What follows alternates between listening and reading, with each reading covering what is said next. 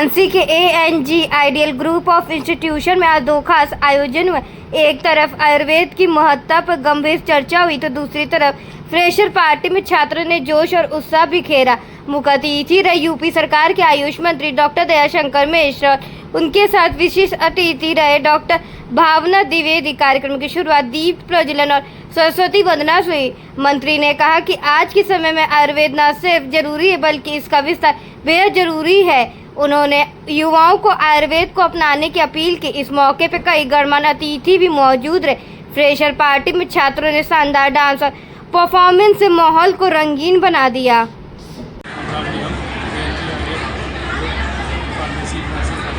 अनुराग जी, आज यहाँ किस तरह का कार्यक्रम का आयोजन किया गया? आज हमारे हमारे समाज में आयुर्वेद के महत्व को बताया गया। इसमें हमारे माननीय मंत्री जी दयाशंकर मिश्रा जी उपस्थित हैं। उन्होंने बच्चों को आयुर्वेद से संबंधित ज्ञान भी बताया, आयुर्वेद का महत्व बताया, आयुर्वेद का विस्तार बताया, किस तरह से आयुर्वेद का विस्तार जो है संसार में। अनुराग जी, देखा जाए तो क्या नीट की अनिवार्यता से आयुर्वेदिक शिक्षा पे कोई असर पड़ रहा है? नहीं, ऐसा कुछ खास असर नहीं पड़ रहा है क्योंकि आयुर्वेद का अलग महत्व है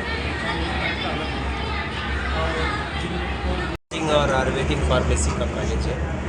ANG आइडियल ग्रुप के द्वारा पिछले लगातार वर्षों में यहाँ बच्चों को फार्मेसी की पढ़ाई और nursing, BSc nursing, ANM GNM जो पढ़ाई होती है नर्सिंग की, उसकी पढ़ाई करा रहे हैं। आज ये मेरा पहली बार मैं इस कैंपस में आया।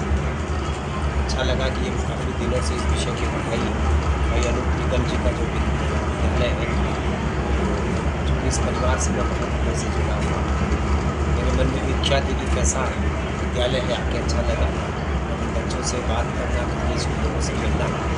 आने वाले दिनों में जिस तरीके से लोगों के मन में आयुर्वेद के प्रति लगाव बढ़ रहा है, आयुर्वेद के प्रति लोगों का भाव जो बदला है, निश्चित ही आने वाले दिनों में होम्योपैथ, आयुर्वेद, यूनानी, सिद्ध, स्वारिका, योग, प्राकृतिक चिकित्सा, ये वो विधाएँ हैं जो व्यक्ति को निरोग रखने की बात करती है और स्वस्थ रहे, निरोग रहे।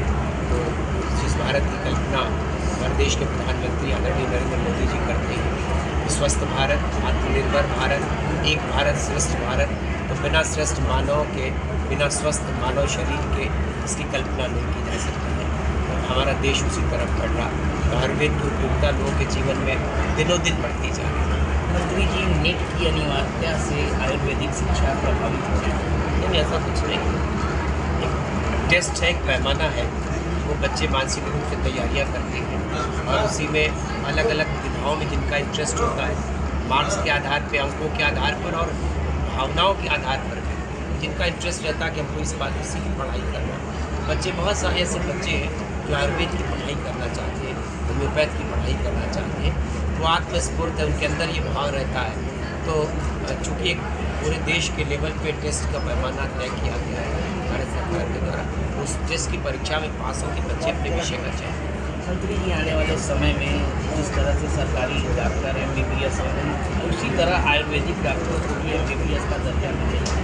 यानी MBBS क्यों मिलेगा? MBBS का मतलब कि होम्योपैथ की पढ़ाई करेंगे, सब समान है, कोई असमानता नहीं, सब समान है। मोदी जी ने इस देश में अलग अलग जो विधाएँ इधर उधर अलग अलग थी, होम्योपैथ अलग था, यूनानी अलग था, सिद्ध अलग था, स्वारिका अलग था, आयुर्वेद अलग था, उन्होंने सबको मिला के आयुष का मंत्रालय बना दिया। अब एक एलोपैथ है, दूसरा आयुष है, दोनों मिल के काम कर रहे हैं, इंटीग्रेशन पे काम हो रहा है। पहले हमारे अस्पताल भी अलग अलग बनते थे, अब हम जितने अस्पताल बना रहे हैं, कई अस्पताल के परिसर में सारी विधाओं के डॉक्टर बैठते हैं, सबकी दवाएं मिलती हैं। एक व्यक्ति के शरीर को अगर किसी विधा की दवा अगर उसको सूट कर रही हो, उसको लाभ मिल रहा हो, तो बड़े खुशी मन से योग, सबके साथ योग जुड़ा हुआ है। दवाओं का भी उपयोग करिए, योग भी करिए। कुछ लोगों में प्राकृतिक चिकित्सा का बड़ा पंचकर्म आयुर्वेद की वो विधा है जिसको हर व्यक्ति को लाभ हो रहा। तो मुझको लगता है कि सब मिल के इस देश को स्वस्थ और निरोग रखने का काम करें। मोदी जी का जो सपना है उसको पूरा करने में आयुष मंत्रालय दिन और रात काम कर रहा है, चाहे वो केंद्रीय आयुष मंत्रालय हो, चाहे उत्तर प्रदेश का मंत्रालय हो, मिल के सभी लोग दिन और रात काम करें।